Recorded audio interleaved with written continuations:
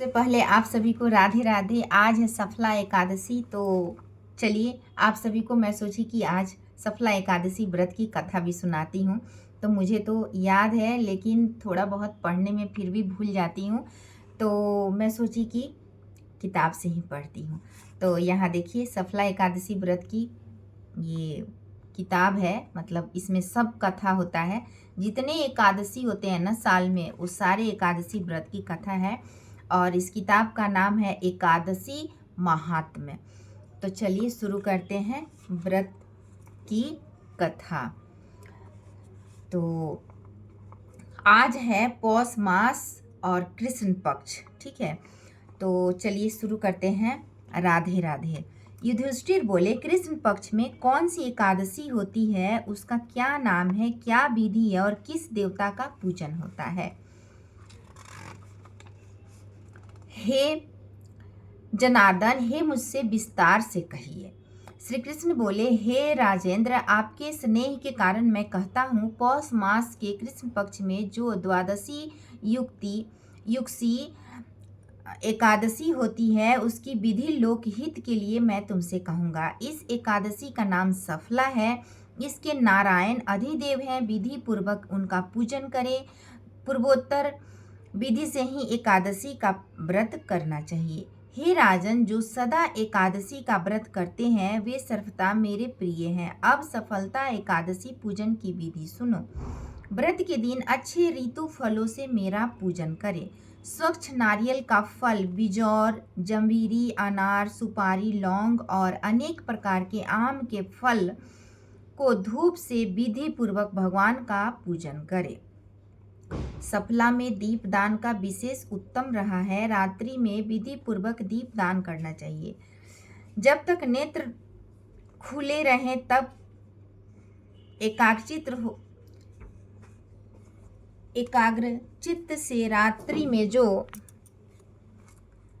जागरण करे उसके पुण्य का फल सुने। हे नारादीप, उसके समान न तो यज्ञ है, न तीर्थ, न संसार में कोई व्रत है। 5000 वर्ष तपस्या करने से जो फल मिलता है वही सफला एकादशी के व्रत करने से मिलता है।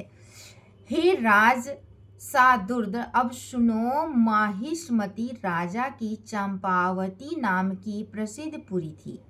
राजा के 4 पुत्र थे। उनमें लुम्पक नामक बड़ा पापी था। वह परस्त्रीग्रामी, जुहारी और वैश्यागामी था। राजा ने पुत्र को ऐसी दशा में देखकर राज्य से निकाल दिया।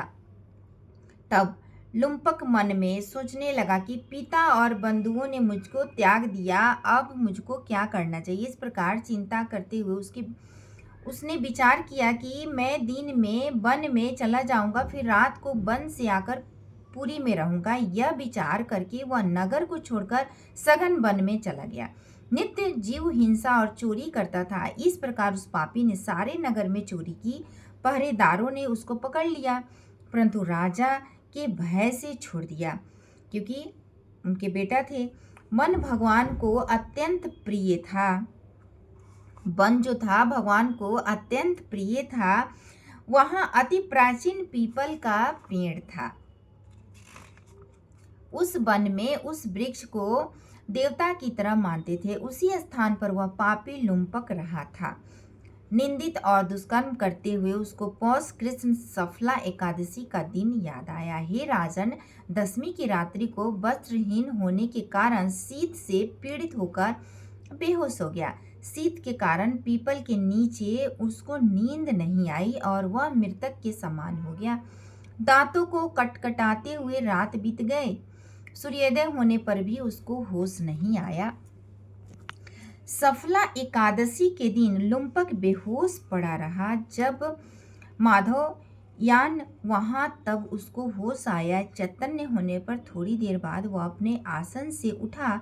वह पग पग पर गिरता पड़ता लंगड़े की तरह चलने लगा। वह भूख प्यास से पीड़ित होकर वन में गया। उस दुष्ट लुम्पक को जीव हिंसा की शक्ति नहीं रही। जो फल भूमि पर पड़े हुए थे उनको उठा लाया। जब तक वह आया सूर्य अस्त हो गया। हे तात, अब क्या होगा, ऐसा कहकर दुखी होकर विलाप करने लगा। वह सब फल पेड़ के नीचे रख दिए। रात में उसको नींद नहीं आई, इससे उसका जागरण हो गया।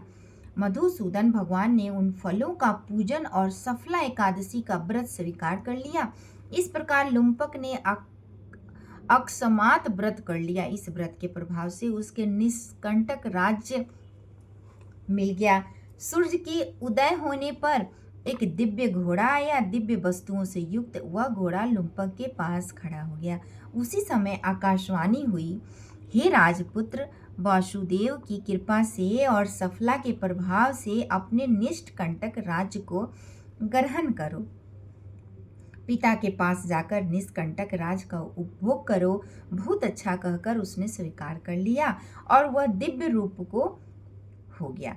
कृष्ण भगवान ने परम भक्ति हो गई। सुंदर आभूषणों को धारण करके पिता को नमस्कार करके घर में रहने लगा। उस वैष्णव पुत्र को पिता ने निष्कंटक का राज दे दिया। उसने बहुत वर्षों तक राज्य किया। एकादशी के दिन वह भगवान की भक्ति में लीन रहने लगा।